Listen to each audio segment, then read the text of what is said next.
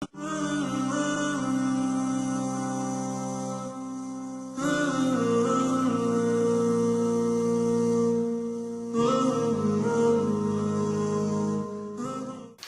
wa salatu wa salam ala rasulillah wa ala alihi wa ashabihi ajma'in.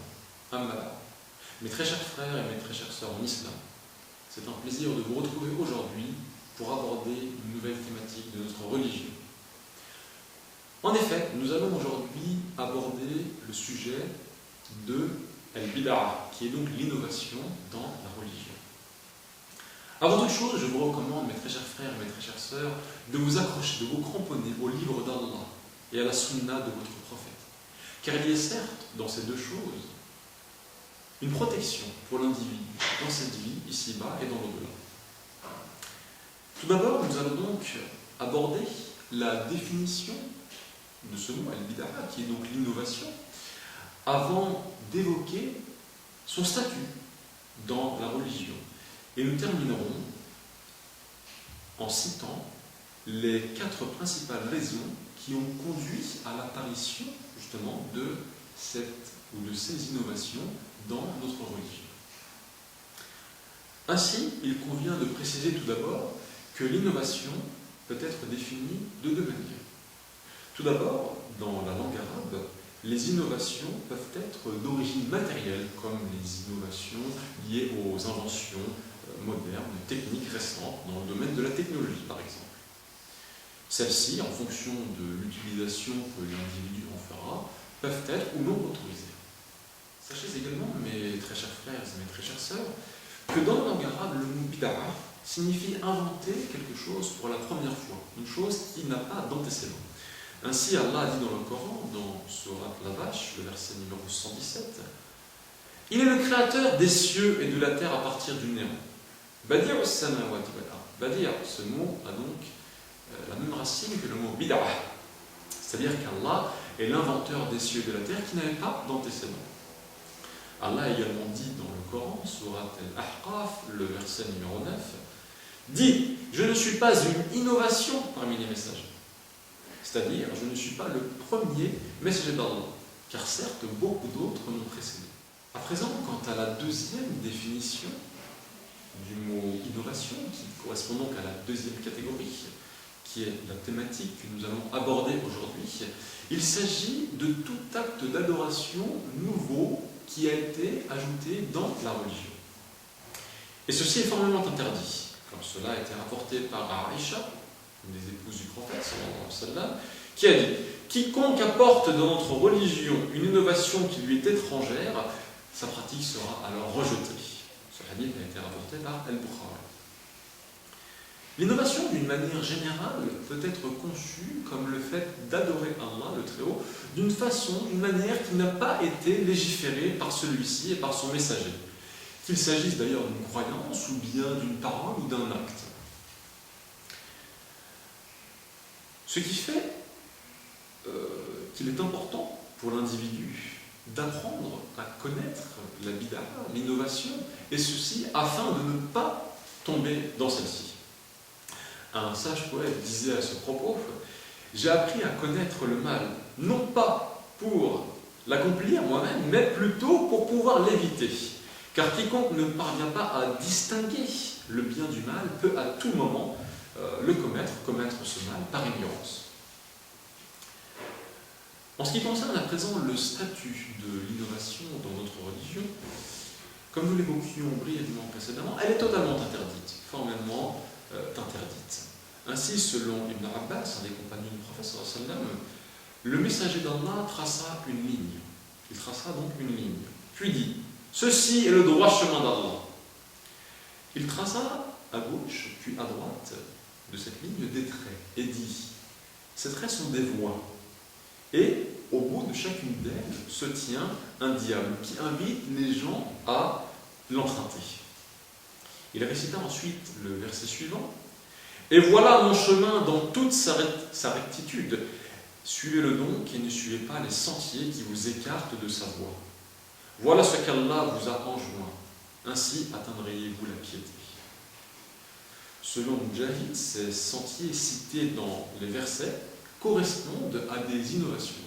Nous avons le sentier d'Allah, qui est la voie de droiture, et à sa gauche et à sa droite, différents sentiers, qui sont en fait les sentiers de l'innovation. Donc celui qui s'écarte de ces voies de droiture, c'est-à-dire la voie du Coran et de la Sunna, tombera inévitablement dans une de ces voies qui conduisent à l'innovation. Dans le même ordre d'idée, le prophète sallam, dans un hadith qui a été rapporté par Muslim, nous a dit « Je vous ai laissé deux choses. Si vous vous y accrochez fermement, vous ne serez jamais égarés. Le livre d'Allah et la Sunna. » Par ailleurs, le prophète sallallahu alayhi wa sallam nous a décrit l'innovation comme étant une hérésie, conformément aux paroles qui ont été rapportées par Muslim, Abu Daoud et Tirmidhi, lorsqu'il a dit « Prenez garde aux innovations, car toute innovation est hérésie, et toute hérésie est un égarement. » En méditant sur ce hadith, nous remarquerons que le messager d'Allah n'a fait aucune exception ou distinction entre les différentes formes d'innovation.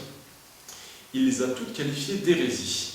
Et pour ceux qui soutiennent encore, après ceci, qu'il y a de bonnes innovations dans la religion, qu'ils écoutent donc et qu'ils prennent garde aux paroles de l'imam Malik à ce sujet. Il a donc dit, quiconque prétend qu'il existe une bonne innovation dans l'islam, c'est comme s'il disait que le messager, sallallahu alayhi wa sallam, a trahi sa mission. La mission qu'Allah lui a confiée. Lorsqu'Allah, le Tout-Puissant, a dit dans la sourate numéro 5, Al-Ma'ida, le verset numéro 3, « Aujourd'hui, j'ai parachevé pour vous votre religion. » Donc il est clair que tout acte qui n'est pas considéré comme, qui n'était pas considéré comme un acte d'adoration du temps du messager, sallallahu alayhi wa sallam, ne peut pas être reconnu comme tel de nos jours. À présent, je souhaite aborder avec vous les 4 principales raisons qui peuvent conduire à l'apparition de ces innovations dans la religion. La première raison, et la plus importante sans doute, est certes l'ignorance des fondements de notre religion. En effet, le savoir tend à s'amenuire et à diminuer là où l'ignorance va augmenter, plus nous nous éloignons de l'époque du prophète sallallahu alayhi wa sallam. En effet, il a certes annoncé dans un hadith la chose suivante, en disant que ceux d'entre vous qui vivront après moi seront témoins de beaucoup de divergences. Suivez donc ma ligne de conduite et celle des califes bien guidés. Il a également dit, selon un autre compagnon, « Certes, Allah ne fera pas disparaître le savoir en l'arrachant aux hommes, mais il le fera disparaître en faisant mourir les savants, les uns après les autres, jusqu'à ce qu'il n'en reste aucun. Les gens interrogeront alors les ignorants, qui répondront sans science préalable. Ils s'égareront alors et égareront les autres. » Il n'y a donc que le savoir et les savants pour lutter contre la mécréance et contre les innovations. Et leur absence, de manière logique, entraîne l'apparition de toute forme d'innovation blâmable.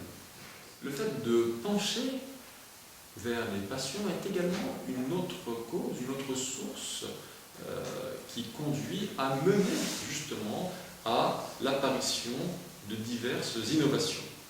En effet, celui qui s'écarte du Coran et de la Sunna et qui tente à préférer de manière systématique sa passion par rapport à ces deux sources sûres tombera inévitablement dans l'innovation. En effet, Allah dit dans la sourate Al-Qasas, dans le verset numéro 50, « Mais s'ils ne te répondent pas, sache alors que c'est seulement leur passion qu'ils suivent, et qui est plus égaré que celui qui suit sa passion sans guider d'Allah. » Il dit par ailleurs, dans la sourate L'agenouillé, dans le verset numéro 23, « Vois-tu celui qui prend sa passion pour sa propre divinité, et Allah l'égare sciemment, et scelle son ouïe et son cœur, et étend un voile sur sa vue. Qui donc peut le guider à part Allah? Ne vous rappelez-vous donc pas? »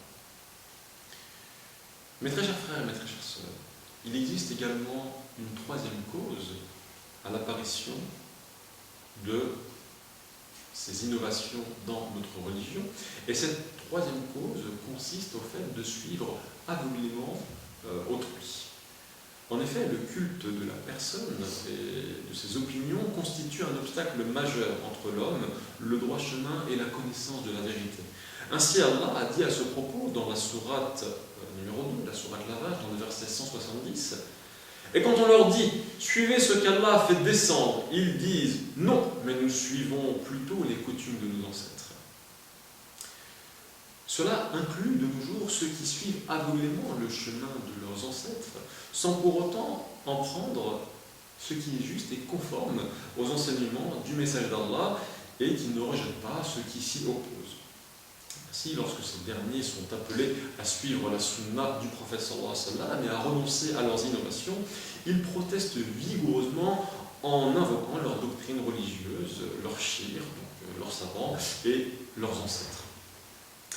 Enfin, la quatrième cause qui peut expliquer l'apparition et la multiplication de ces innovations dans notre religion est certes l'imitation des non-musulmans. En effet, elle est l'une des plus fortes infractions pour l'innovation, comme il a été rapporté dans un hadith, lorsqu'un compagnon a expliqué qu'il était sorti en compagnie du messager d'Allah sallallahu alayhi wa sallam à Hunayn, alors qu'il venait à peine d'embrasser l'islam, et lorsqu'il dit que les polythéistes avaient en fait un arbre sous lequel ils aimaient se retirer pour camper et sur lequel ils accrochaient leurs armes. Puis, au cours de cette sortie, lorsque ses compagnons sont passés à côté d'un arbre, ils ont alors dit au prophète sallallahu alayhi wa sallam, désigne-nous un arbre semblable à celui qui était celui donc des mécréants qu'ils avaient rencontrés précédemment. Sur ce, le messager donc sallallahu alayhi wa sallam, s'exclama alors et dit Allahu Akbar, ce sont des pratiques de mécréants. Par celui qui détient mon âme entre ses mains, vos paroles sont certes semblables à celles des fils d'Israël. Lorsqu'ils dirent à Moussa, donc Moïse, que la paix soit sur lui, ô Moussa, désigne-nous une divinité semblable à leurs dieux, à leurs idoles. Et qu'il leur répondit, vous êtes certes des gens ignorants. Le prophète sallallahu alayhi wa sallam continua en disant, certes, vous imitez les gens qui vous ont précédés. Donc il a également mis en garde contre le fait d'imiter les coutumes ou d'adopter les us et coutumes des peuples qui nous ont précédés. Donc ce hadith montre bien que l'imitation des païens a certes entraîné les fils d'Israël et certains compagnons du prophète sallallahu alayhi wa sallam à formuler une telle requête. Cela est également toujours vrai de nos jours lorsque l'on s'aperçoit que de nombreux musulmans tentent à imiter les mécréants dans leurs innovations et leur polythéisme. Ce hadith nous montre bien que l'imitation des païens a entraîné les fils d'Israël et certains des compagnons du prophète sallallahu alayhi wa sallam à formuler une telle requête. Ceci est malheureusement encore vrai de nos jours où de nombreux musulmans tentent à imiter dans leurs innovations et leur polythéisme les mécréants. Ainsi, l'on retrouve certains d'entre eux s'adonner à la fête, l'anniversaire donc, du prophète Mohammed sallallahu alayhi wa sallam, où l'on voit d'autres musulmans parmi eux déterminer certains jours et leur donner une importance particulière qui n'a point été décrite dans la religion, ni dans le Coran, ni dans la Sunna du messager. Ils ont également dressé en mémoire de certains individus des statues. Ils ont également innové certaines pratiques qui sont liées aux funérailles ou à la construction d'édifices divers et variés sur leurs tombes, et autres exemples qui ne se limitent pas donc à se mentionner. Nous demandons donc à Allah qu'il nous éloigne de toutes ces pratiques innovées dans notre religion et nous lui demandons de nous faciliter le suivi de la voie tracée par le prophète sallallahu alayhi wa sallam, qui est la voie juste et de droiture et qui conduit au salut, au paradis. Et c'est ainsi que nous concluons notre session aujourd'hui en demandant à Allah qu'il fasse descendre sa miséricorde, ses bénédictions et ses prières sur notre prophète sallallahu alayhi wa sallam, sur sa famille, ses compagnons et également sur tous ceux qui l'ont suivi dans le bien jusqu'au jour du jugement.